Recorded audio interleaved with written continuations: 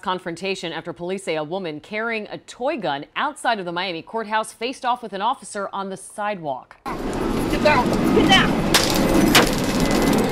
That was the sound of a taser being used, although officers say the woman wasn't hit. Indira Pedamonte El Himane dropped the toy gun when another officer took her down from behind.